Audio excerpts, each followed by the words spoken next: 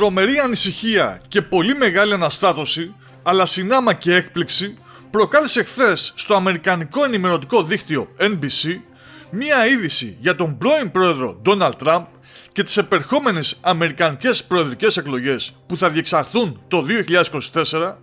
η οποία και πρέπει να προκάλεσε κυριολεκτικά πανικό στο στρατόπεδο των Δημοκρατικών και να σήμανε άμεσα κόκκινο συναγερμό, καθώς ακόμα και οι δημοσιογράφοι του NBC που τη μετέδωσαν είχαν μείνει άφωνοι. Η είδηση, την οποία επισήμανε και έκανε άρθρο η ενημερωτική ιστοσελίδα Newsmax,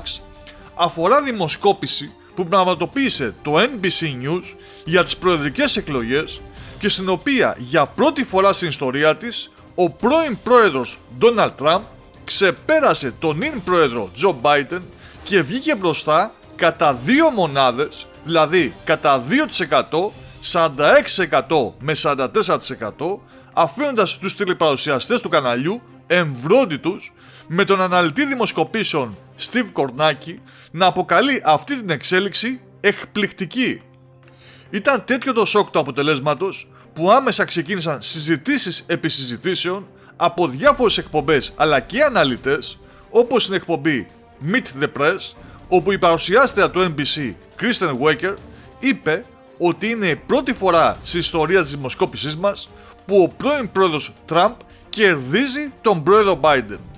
ενώ ξεκίνησε και μια εκβαθέων ανάλυση για το ποιοι είναι οι λόγοι που οδήγησαν σε αυτό το αποτέλεσμα, ρίχνοντας κυρίως ευθύνη στην κρίση της Μέσης Ανατολής ανάμεσα στη Χαμάς και στο Ισραήλ.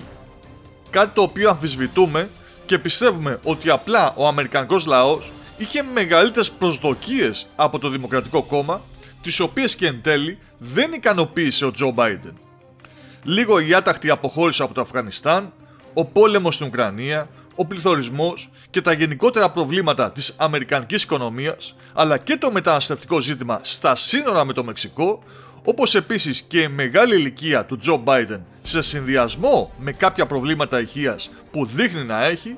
έστρεψαν τους ψηφοφόρους στον Τραμπ.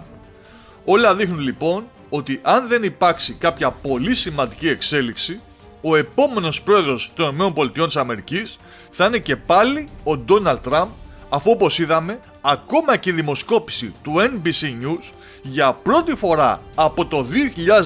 2019 έδειξε ότι προηγείται στην κούρσα για την προεδρική καρέκλα, προκαλώντας πανικό στους δημοκρατικούς. Τραμπ πανικό.